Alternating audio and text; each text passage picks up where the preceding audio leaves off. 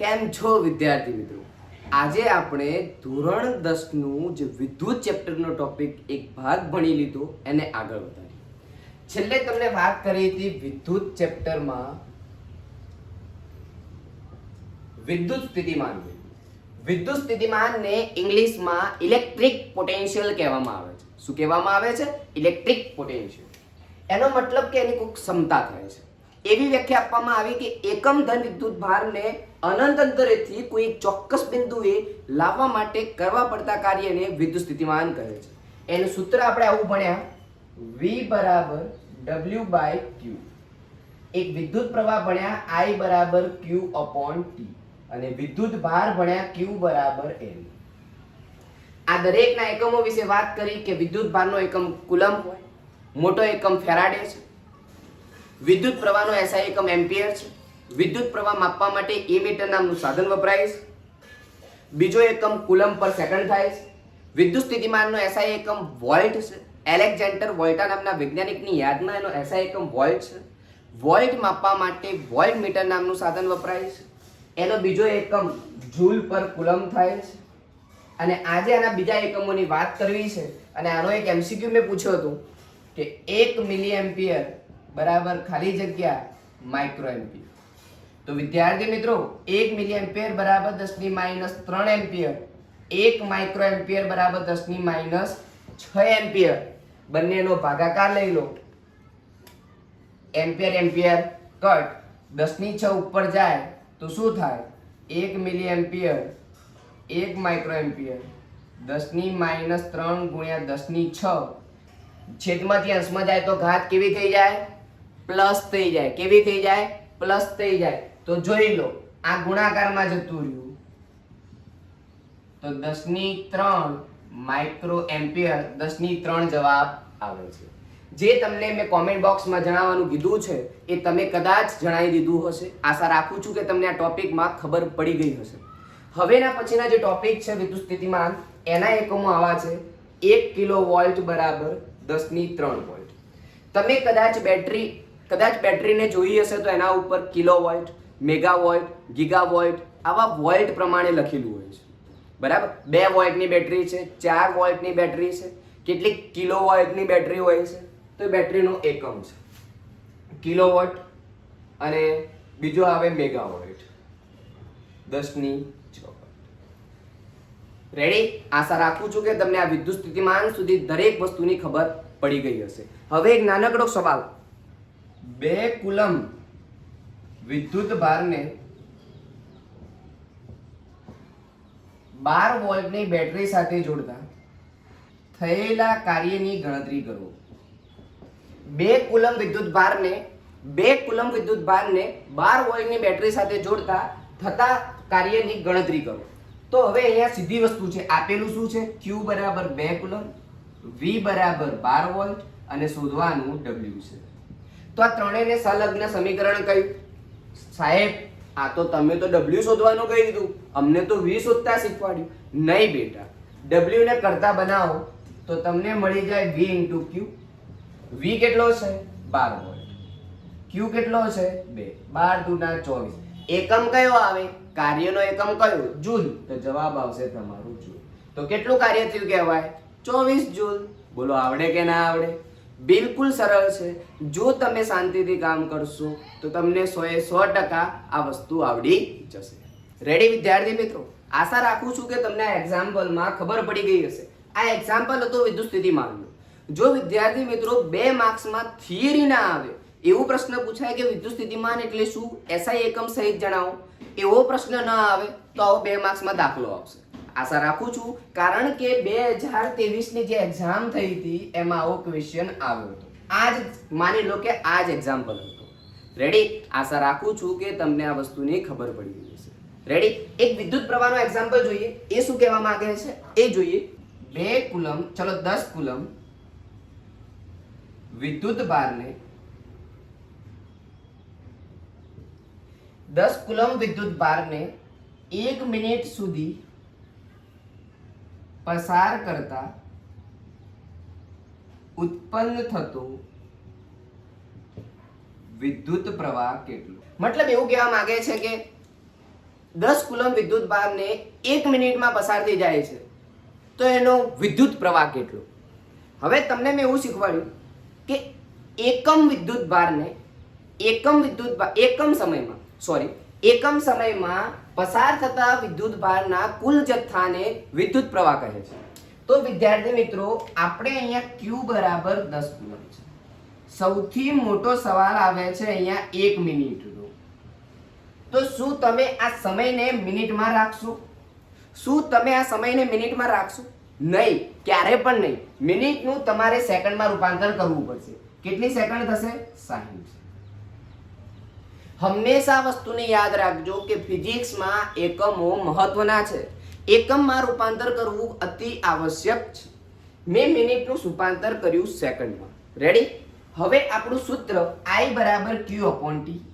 I is equal to Q upon T. Q કેટલો છે? 10 coulomb. સમય કેટલો છે? તો 1/6 એમ્પિયર જેટલો પ્રવાહ મળે છે. 1/6 એમ્પિયર જેટલો પ્રવાહ મળે. રેડી? અથવા એવો પ્રશ્ન પૂછવામાં આવે કે 2 એમ્પિયર જેટલો પ્રવાહ વાહકતાના બે છેડા વચ્ચે 1 મિનિટ માટે પ્રસાર કરવામાં આવે છે તો કેટલો વિદ્યુત ભાર મળશે એનું તમે કોમેન્ટ બોક્સમાં જણાવજો. 2 એમ્પિયર જેટલો વિદ્યુત પ્રવાહ 1 મિનિટ માટે પસાર કરવામાં આવે તો કેટલો વિદ્યુત ભાર મળશે એ કોમેન્ટ બોક્સમાં જણાવજો. આના પછીનો જે નેક્સ્ટ ટોપિક છે એ ખૂબ જ મહત્વનો. આજે માત્ર એ ટોપિકની વાત કરીશ અને આજનો આ શેડ્યુલ જે ટાઈમ છે એને પૂરો કરીશ, પરંતુ ખૂબ જ મહત્વનો છે અને ખૂબ જ ઇમ્પોર્ટન્ટ છે, માટે ધ્યાન રાખીને સાંભળજો. ટોપિકનું નામ છે ઓમનો નિયમ. ઓમનો નિયમ શું કહેવા માંગે છે? કે એવું કહેવા માંગે કે આપણે પ્રવાહ કેટલો મળે. ધારો કે હું એમીટર 2 વોલ્ટની બેટરી, જો અહીંયા 2 વોલ્ટની બેટરી લગાવું અને આ વિદ્યુત ભાર પ્રમાણે પ્રવાહ મળશે. પ્રવાહ તો એટલો જ મળશે ને. જો અહીંયા હું 4 વોલ્ટની બેટરી લગાવું તો એ પ્રમાણે પ્રવાહ મળશે. 6 વોલ્ટની લગાવું તો એ પ્રમાણે પ્રવાહ મળશે. ખબર પડે છે શું કહેવા માંગુ? મતલબ એવું કહેવા માંગે છે કે વાહક તારમાંથી વહેતો વિદ્યુત પ્રવાહ એ વિદ્યુત સ્થિતિમાનના સમપ્રમાણમાં હોય છે. જેટલું તમે બેટરીનો વોલ્ટેજ વધારો એ પ્રમાણે પ્રવાહ વધે છે. જેટલા પ્રમાણમાં તમે બેટરીના વોલ્ટેજ વધારો છો એ પ્રમાણે પ્રવાહ વધતો જાય છે. મતલબ પ્રવાહનો આધાર કોના ઉપર રહેલો છે? વિદ્યુત સ્થિતિમાન. જેટલા વોલ્ટની બેટરી છે એના ઉપર રહેલો છે. માટે આ નિયમ શું કહેવા માંગે છે કે અચળ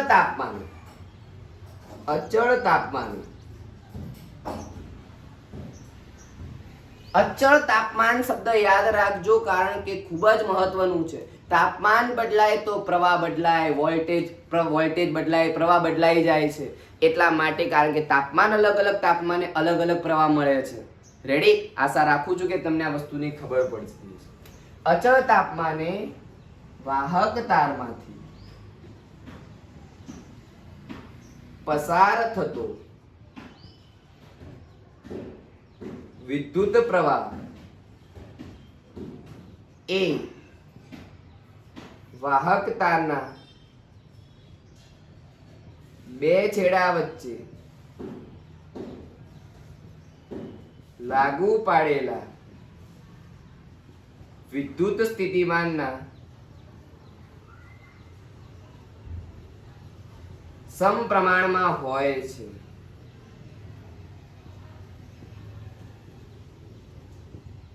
રેડી? ખબર પડી શું કહેવા માંગુ છું? કે અચળ તાપમાને વાહક તારમાંથી પસાર થતો જે વિદ્યુત પ્રવાહ છે, અચળ તાપમાને વાહક તારમાંથી જે પસાર થતો વિદ્યુત પ્રવાહ છે એ વાહક તારના બે છેડા વચ્ચે લાગુ પાડેલા વિદ્યુત સ્થિતિમાનના સમપ્રમાણમાં હોય. મતલબ આવું થાય છે. V ચલે છે I. આને સમપ્રમાણતા કહે છે. શું થઈ રહ્યું છે જોઈ લો મિત્રો. V ચલે છે I ડાયરેક્ટ. આનો આલેખ દોરવામાં આવે છે. તમે આવું જોશો તો ત્યાં આલેખ આપેલો હશે. અહીંયા વોલ્ટ લખેલા હશે, અહીંયા પ્રવાહ લખેલો હશે. જેમ જેમ વોલ્ટ વધતા જાય એમ પ્રવાહ વધતો જાય. મતલબ તમને સુરેખ સીધી લાઈન મળે છે, બંને એકબીજાના સમપ્રમાણમાં છે. આને જ કહેવામાં આવે છે ઓમનો નિયમ. શું કહેવામાં આવે છે? ઓમનો નિયમ. ઓમના નિયમ ઉપરથી બીજી થિયરી ભણવામાં આવે છે જેનું નામ છે અવરોધ. શું નામ છે? અવરોધ. શું કહેવા માંગે છે જોઈ લે મિત્રો. અવરોધને આર સંજ્ઞા વડે દર્શાવવામાં આવે છે. આની જે સંજ્ઞા છે એ આવી સંજ્ઞા છે. પ્રવાહને દર્શાવવા માટે તમને આ રીતે એમ્પિયર આપવામાં આવે છે. વોલ્ટને દર્શાવવા માટે વોલ્ટમીટર, વોલ્ટ માપવા માટે. એ જ રીતે અવરોધને આ રીતે, મતલબ આપણે રસ્તામાં જઈએ ત્યાં આગળ બમ્પ જોવા મળે છે જેને સ્પીડ બ્રેકર કહેવામાં આવે છે, એના જેવું કામ આ અવરોધનું રહેલું છે. આ અવરોધની સંજ્ઞા આવી છે. આને આપણે એવું વિચારી શકીએ કે રસ્તામાં જતા હોય, હાઈવે ઉપર જે બમ્પ આવે છે નાના નાના ટક ટક ટક ટક, જે તમારી સ્પીડને કંટ્રોલ કરે છે, બસ એ જ કામ આ અવરોધનું છે. આયુ કઈ રીતે એ જોઈએ વિદ્યાર્થી મિત્રો. તો ઓમના નિયમમાં આપણે એવું ભણ્યા કે v ચલે છે i. ચલે છે મતલબ સમપ્રમાણતા, મતલબ v વધે તો i વધે છે. અહીંયા આ જે સમપ્રમાણતા છે કાઢી દે, ત્યાં r મૂકવામાં આવે છે. r આવી ગયો તમારો અવરોધ. r ને કરતા બનાવું તો સૂત્ર મળે છે v/i. અને ખાસ વાત એ છે કે ઓમના નિયમ ઉપરથી, આ ક્યાંથી આવ્યું? ઓમના નિયમ. ઓમના નિયમ ઉપરથી મળ્યું છે, માટે એને r ને કરતા બનાવીએ તો v/i મળે છે. r એટલે r નો SI એકમ, અવરોધનો જે એકમ છે, અવરોધનો એકમ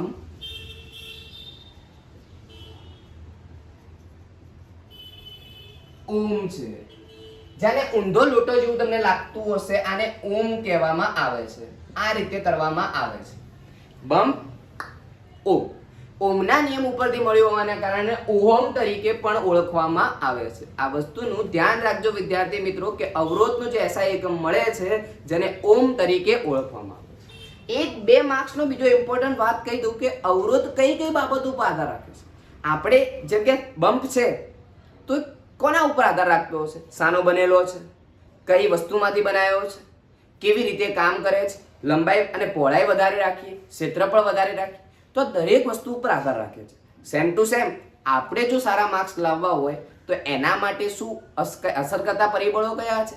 તો ટાઈમ મેનેજમેન્ટ હોવું જોઈએ, એને ફોલોઅપ થવું જોઈએ, બધા વિષયોને સરખું માન આપવું જોઈએ, તો જ તમારા પર્સન્ટેજ વધારે આવે. તો આ પરિબળો છે. ગમે તે પરિસ્થિતિમાં વાંચીશું, ગમે તે પરિસ્થિતિમાં મહેનત કરીશું, તો બધા પરિબળો છે. ભલે કે ગમે તેવી આફત આવી જાય તેમ છતાં અમે વાંચવાનું નહીં મૂકીએ, એ આપણા પરિબળો છે. એમ જ આ અવરોધને કઈ કઈ બાબતો અસર કરે છે તો વિદ્યાર્થી મિત્રો જોઈએ. અવરોધને અસર કરતા પરિબળો કુલ 4 પરિબળ છે. કેટલા? 4. એમાં સૌથી પહેલા હવે આપણે જ વિચારો કે જેમ જેમ કોઈ પણ વસ્તુની લંબાઈ વધતી જાય એમ એમ આપણે એને બરાબર ચકાસીને લઈ શકીએ. ધારો કે પતંગની દોરી, એક નાનકડું જો પીંડું લેવાનું તો આપણે આખું ચેક કરીને લઈએ, પણ આખી ફિરકી લેવાનું શું ખોલીને ચેક કરશું? નહીં. તો જેમ જેમ લંબાઈ વધે છે એમ અવરોધ વધે છે. લંબાઈ વધે વાહકતાની, કોની? વાહકતાની લંબાઈ વધે તેમ અવરોધ વધે છે.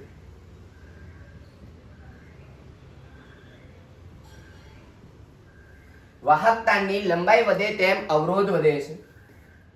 બીજો એ ટોપિક છે આડછેદના ક્ષેત્રફળના વ્યસ્ત પ્રમાણ. આડછેદના ક્ષેત્રફળના વ્યસ્ત પ્રમાણમાં છે, મતલબ એમ કહેવા માંગે છે કે નાનો વાયર હોય, 2 છેડા વાળો, તમે એક કાપી નાખો તો કામ કરે? ના કામ. મતલબ અવરોધ વધી ગયો. અવરોધ વધવાનો મતલબ એ છે કે પ્રવાહ વહેતો બંધ થઈ ગયો. પ્રવાહ વહેતો બંધ થઈ ગયો એ એનું કારણ છે. તો વિદ્યાર્થી મિત્રો અહીંયા આડછેદનું ક્ષેત્રફળ શું કહેવા માંગે છે? જો આડછેદનું ક્ષેત્રફળ જેટલું વધારે એટલો અવરોધ, મતલબ પેલા જાડા જાડા વાયર આવે ને એની કોઈ જ અસર થતી નથી. બરાબર? તો આડછેદના ક્ષેત્રફળમાં વાહકતાના આડછેદના ક્ષેત્રફળના વ્યસ્ત પ્રમાણમાં. વ્યસ્ત પ્રમાણ એટલે કે પેલું વધે તો પેલું ઘટે. બરાબર? જો ક્ષેત્રફળ વધે તો અવરોધ ઘટે, ક્ષેત્રફળ ઘટે તો અવરોધ વધે. પછી તમારો જે વાહક તાર છે કયા દ્રવ્યમાંથી બનેલો છે તો દ્રવ્યની જાત ઉપર આધાર રાખે છે. દ્રવ્યની જાત પર આધાર રાખે છે કે તમે કયા દ્રવ્યમાંથી આ વસ્તુ બનાવી છે. દ્રવ્યની જાત ઉપર આધાર રાખે છે અને એના કરતા વધુ દ્રવ્યની જાત અને હવે તાપમાન. રેડી? આશા રાખું છું કે તમને આ ટોપિકમાં બહુ ક્લિયર અડધા સુધી મેં તમને પહોંચાડી દીધેલા છે. અવરોધ સુધી પહોંચી ગયો છું અને હવે એના પછીના ટોપિકો બહુ નાના છે અને ઇમ્પોર્ટન્ટ છે. આશા રાખું છું કે તમને અત્યાર સુધી ખબર પડી ગઈ હશે. મેં અવરોધ અને અવરોધને અસર કરતા પરિબળો સુધી પહોંચી ગયા છીએ આપણે. હવે આપણે માત્ર ભણવાનું છે અવરોધકતા. અવરોધકતા કોને કહે છે અને એના સુધીના એક્ઝામ.